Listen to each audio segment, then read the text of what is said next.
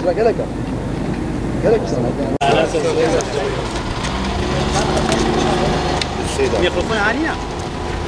Basına ve kamuoyuna malumlarınız olacağı üzere yakın zamanda yeni vergi paketiyle ilgili yazılı ve görsel basında çokça haber ve paylaşımlar yapılmaktadır.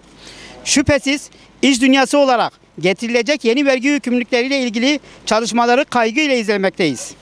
Ağır enflasyon ve özellikle döviz kuru artışından kaynaklı ham madde alımlarıyla ilgili sorunlarımız devam ederken verilmiş olan taahhütler ile sabit fiyat ile alınan siparişlerimiz ile ilgili kaygılarımızın devam ettiği bir süreçte yeni vergi yükleri bizi derinden endişelendirmektedir.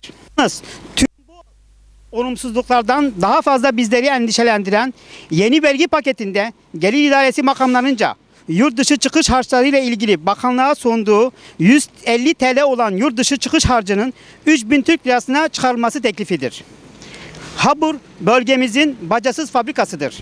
Habur'la ilgili yapılacak her türlü tasarruf bütün bölge insanını ve ekonomisini direkt etkilemektedir. Bölgemizde yeterli istihdam alanlarının olmayışı, ülkemizin en genç nüfusunun şehrimizde bulunması Habur'un önemini misliyle arttırmaktadır.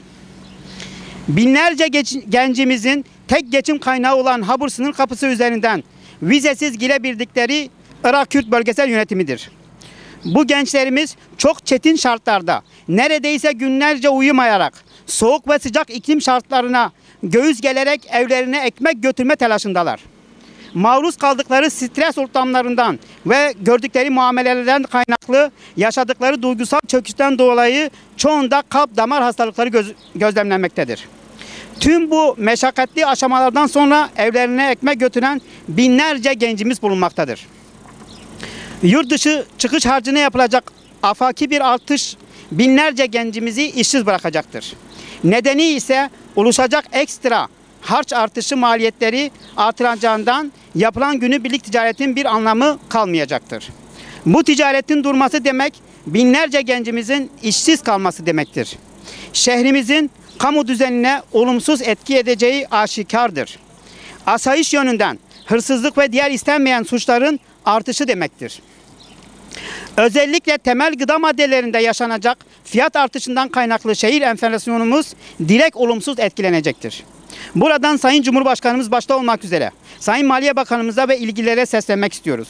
Bizler yurt dışı çıkış harcının artırılmasının bölgemiz özelinde şehrimizin özellikle olumsuz etkileneceğini bildirmek istiyoruz. Her birey tatil amaçlı yurt dışına çıkmamaktadır.